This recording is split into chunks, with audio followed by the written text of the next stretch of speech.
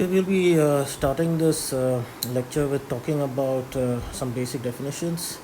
The first thing that we would like to describe are what are called equities, stocks, or shares.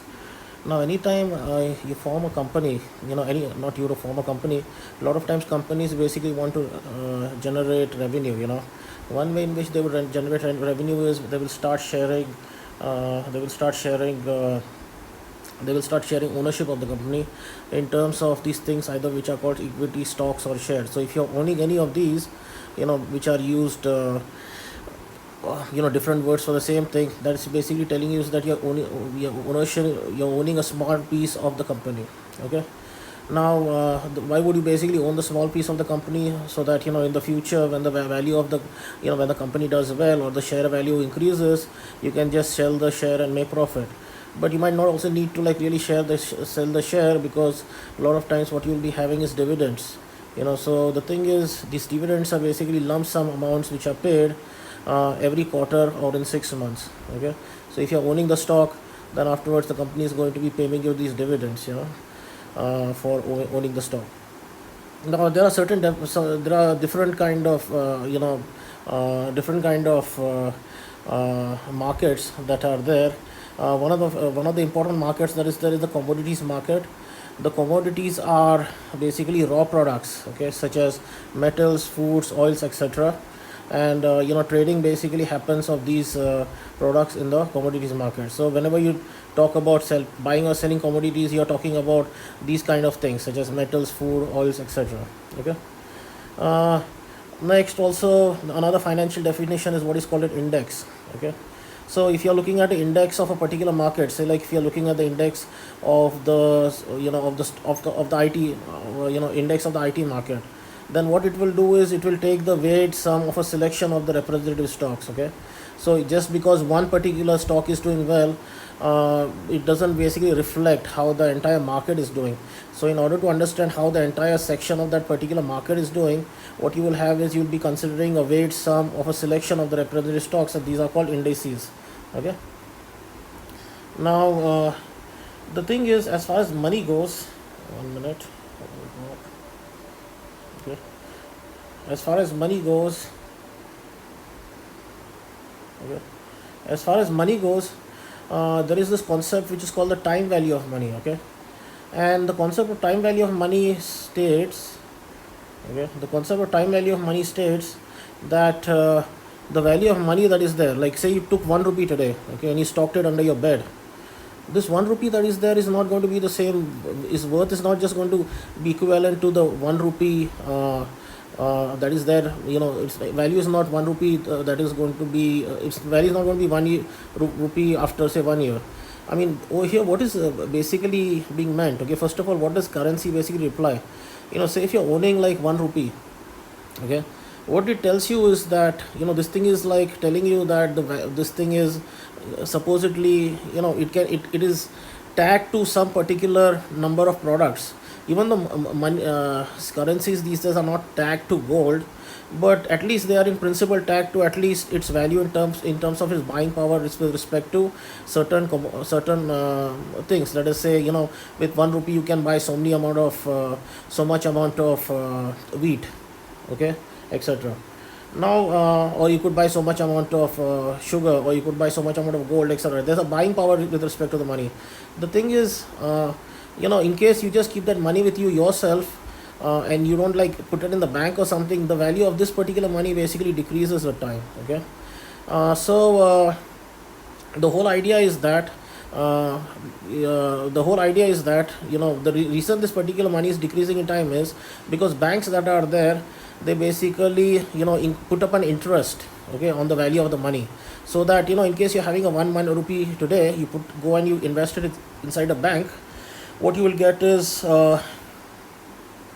you will basically, and the rate of interest of this bank is basically r per annum. Then if you had that 1 rupee, you go and put it inside the bank, you're not doing any business over here, you're not taking any risk. This thing is, what is going to happen is that after 1 year, you will basically getting 1 plus r rupees. Okay. So the 1 rupee which was there 1 year back, today it will be worth 1 plus r rupees. Okay. So the thing is, it will not be worth just 1 rupee, it will be worth 1 plus r rupee. So keeping that money with yourself, 1 rupee with yourself versus putting it in the bank, that is actually what the difference is. Okay, so this is the definition of the time value of the rupee, that 1 rupee today is worth more in a year's time. Okay, if you put it inside a bank. If you keep it with yourself, then you will be just left with 1 rupee, so the money has basically lost its value. Okay. In 2 years, similarly, you basically had one in 2 years you have started with 1 plus, you started with 1 rupee, it became 1 plus r rupees. In 2 years, now the fact that there is a return on 1 plus r at a rate r would imply that in 2 years you will be having 1 plus r times 1 plus r, which will imply that in 2 years you'll be having that 1 rupee has got transformed into 1 plus r squared. In n years, similarly, you will have that you will be ending up with 1 plus r raised to n. Okay. So instead of, like, say, the payment that was there was not like I'm getting at the end of 1 year, I'm getting extra amount r rupees to my initial 1 rupee, so that I end up with 1 plus r.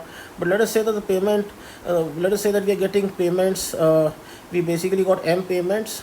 Okay, at and the cost of these m payments was r by m per interval, in case that is what we are having. Okay, so basically we are having like m intervals in 1 year, and in each interval we are getting a payment of r by m. Okay, then in the first interval we will be getting 1 plus r by m.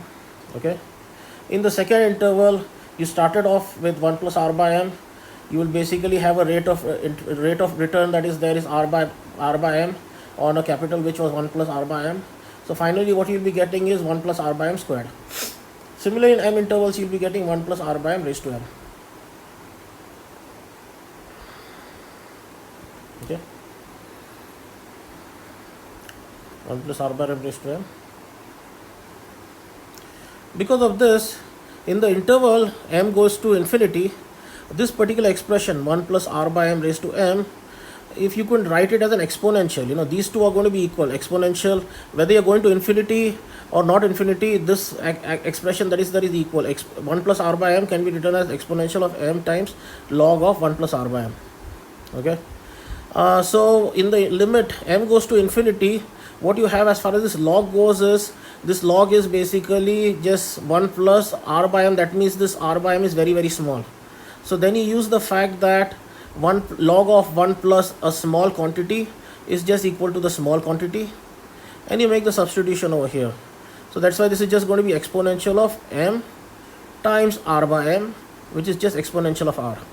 Okay, so what we have is that after time t, what we will be having is the total amount of money that we are basically making is 1 plus r m divided times m times t, that is after so many years, after t years, it's going to be equal to exponential of r divided by t, or not r divided by t, exponential of r times t.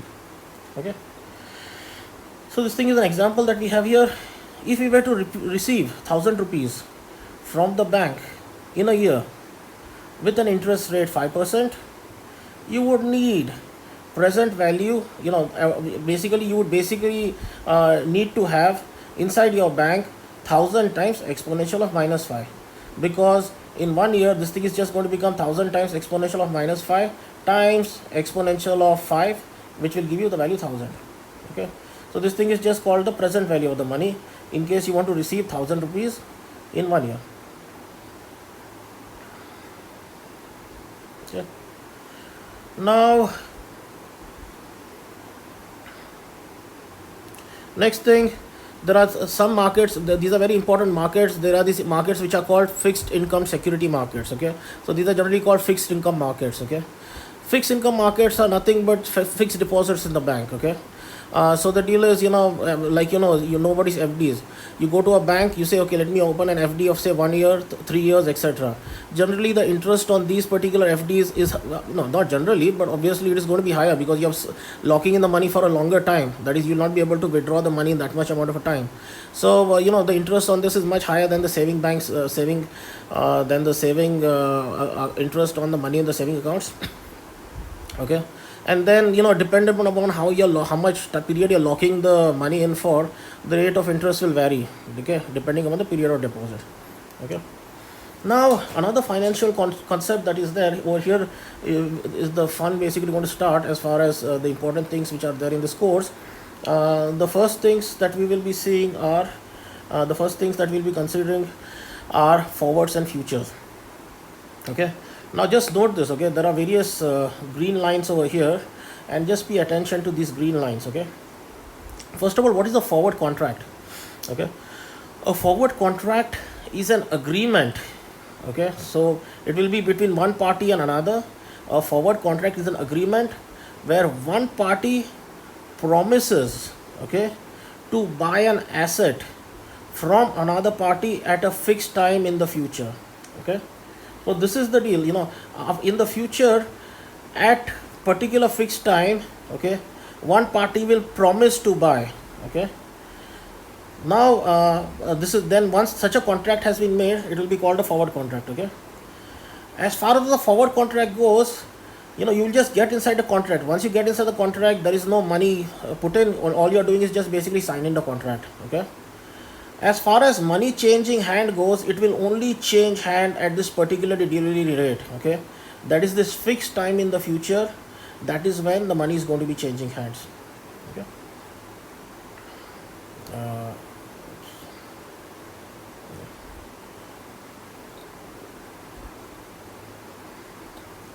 Okay, so when I'm using the terms such as promise, these promises are not like just something which you can just like get rid of. These promises imply obligations. That is, one party will have the party which has promised to buy will have to buy, and the party which has promised to sell will have to sell at a particular predetermined price on a predetermined date.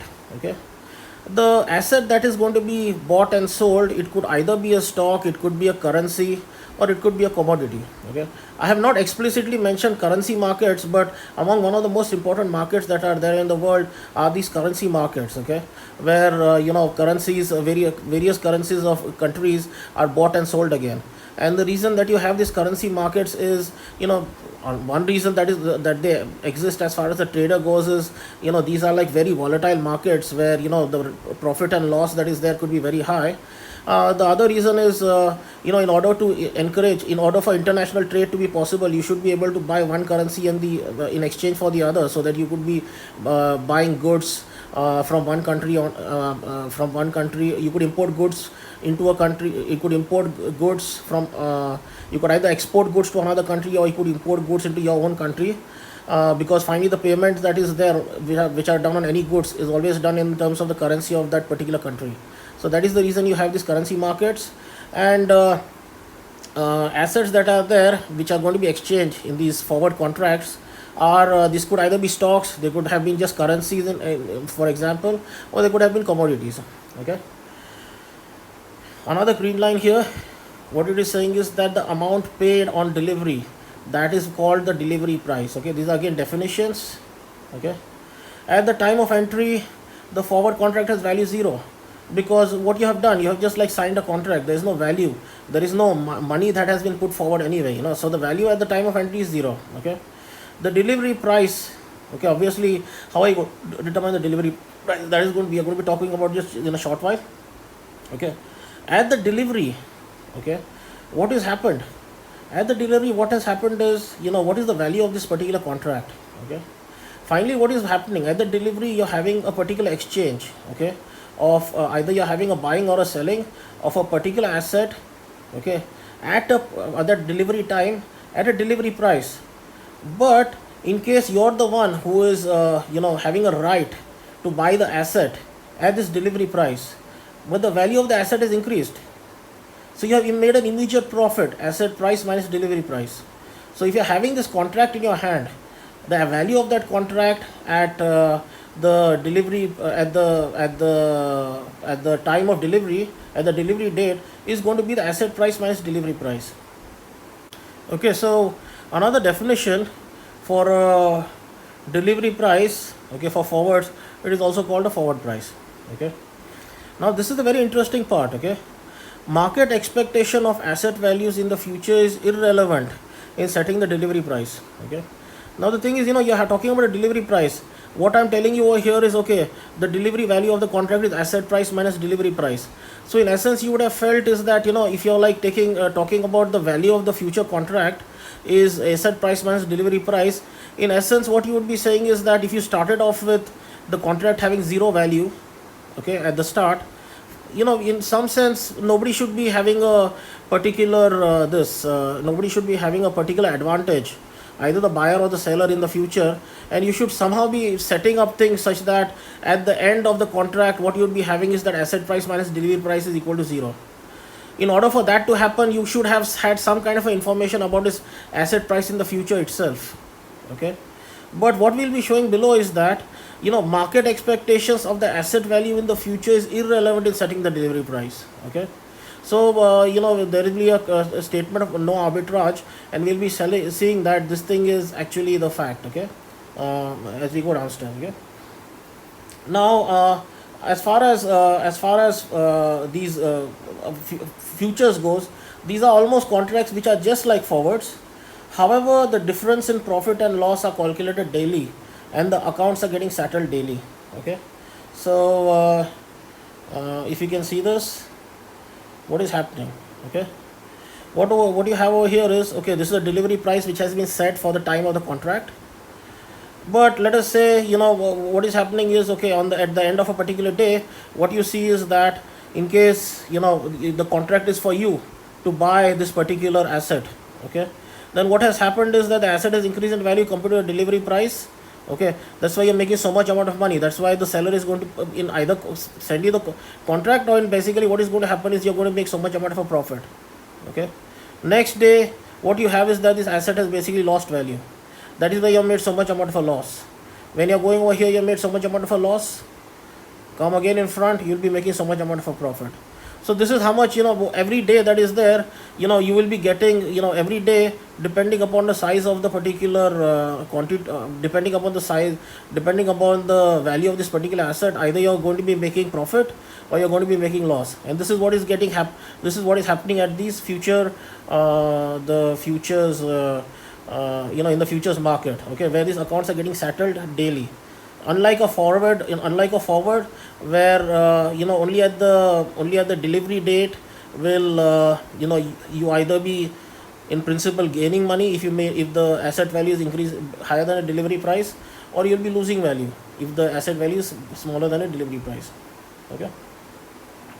Now, what is the use of these particular instruments, okay?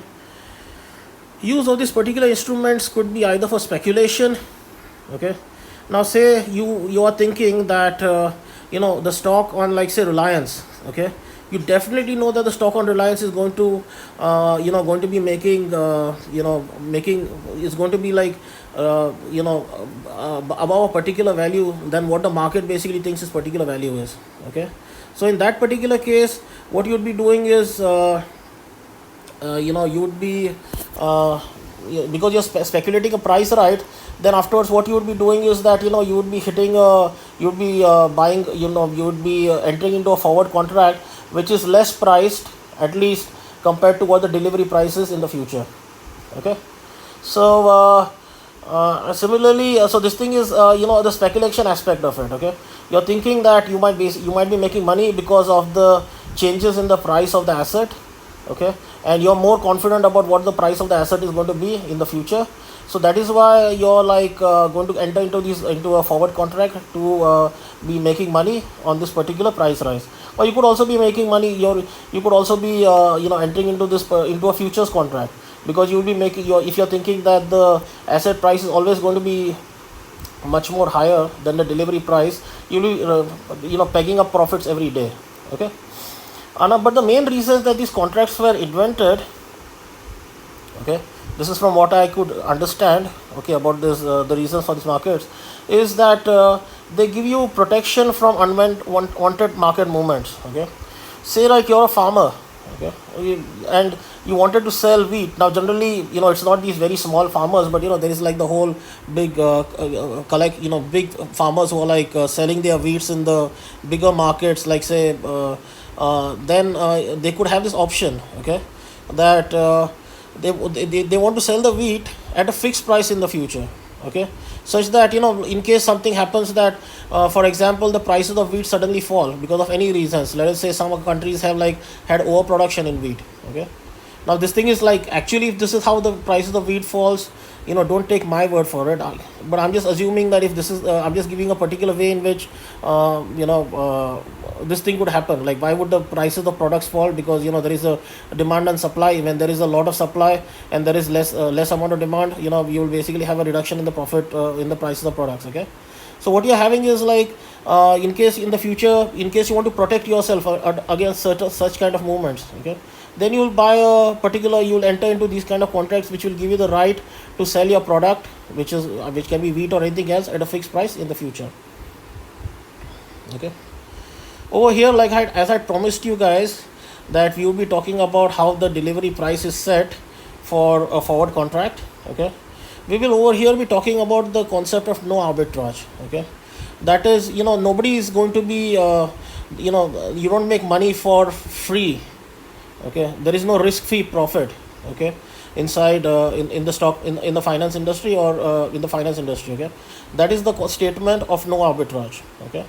That the profits that are there are never there's never risk free profits, okay. And we will utilize this particular concept in evaluating the value of the delivery price for a forward contract, okay. So over here, let me assume that there is a forward contract, okay, which gives you the right to buy at a delivery price F at a maturity time T, okay, a particular contract, a particular asset whose value at time small t is S of t, okay. Now the thing is, because this is the value of the contract at any particular time t, okay, small t, then at expiry your profit that is there, because you have entered inside this contract, is obviously going to be the asset value after time t at big T minus the minus F, which was the delivery price, okay. This thing is what we had talked about before also, above also, okay.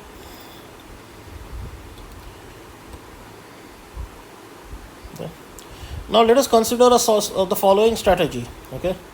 What we do is we enter into a forward contract, okay. The thing is, because entering into contracts don't cost any value, entry into a contract doesn't cost any value, so there is zero cost to enter, okay. Plus simultaneously we'll be selling an asset. Now this asset we don't have, okay. It sounds a little bit contradictory. If you don't have an asset, how are you selling it? But in finance industry, there is this particular way of selling assets that you don't have is called short selling, okay. This concept is very important, so like keep a note of this. This thing will be coming up all the time, all around the table, all the time in your course, okay, or in your career, in case you want to become a quant trader or you want to get into the quant finance industry. So short selling is selling an asset that you don't have, okay. How could you basically logically make sense out of that, okay? In some sense, it could be like you're borrowing the asset either from anybody, okay. You don't know whom you're borrowing it from, but you're borrowing the asset today, okay, so that in the future you'll just return the asset, okay. So you're borrowing it today, and in the future you'll just return the asset. You have borrowed it, so now you can sell it, okay.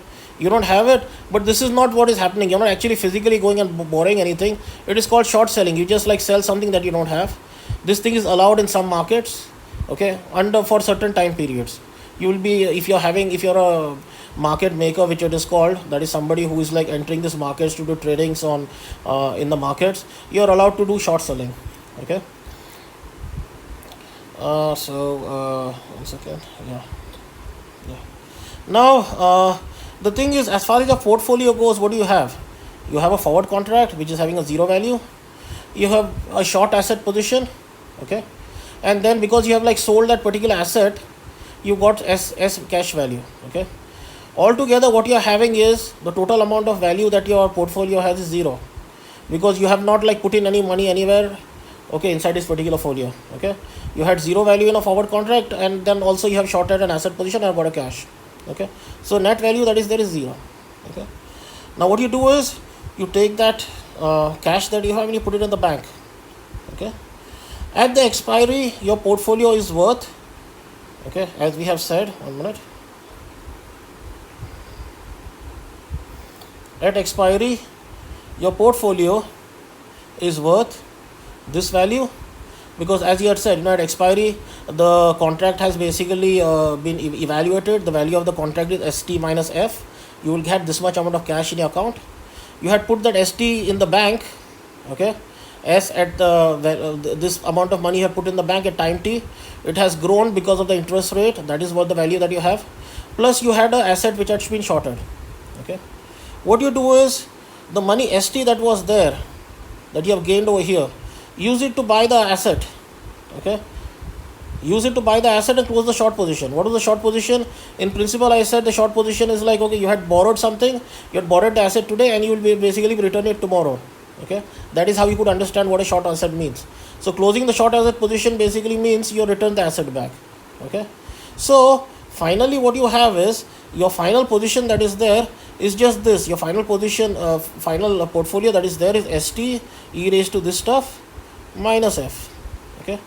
The fact that you started with zero net value, and the fact that there is no free risk profit, there is no this, you didn't put in any money, you shouldn't be losing any money because you didn't put in any money, and you shouldn't be gaining any money. So the value of your final portfolio is also equal to zero, okay. Because this is equal to zero, what we have is this thing, F that is there is ST e raised to R t big T minus T, okay. So the value of the forward contract that is there has to equal, the value of the asset at a particular time times the exponential of R times the future time when the contract is getting, when the delivery time minus the time today, okay. That is how this thing is getting set up, okay. The value of the forward contract,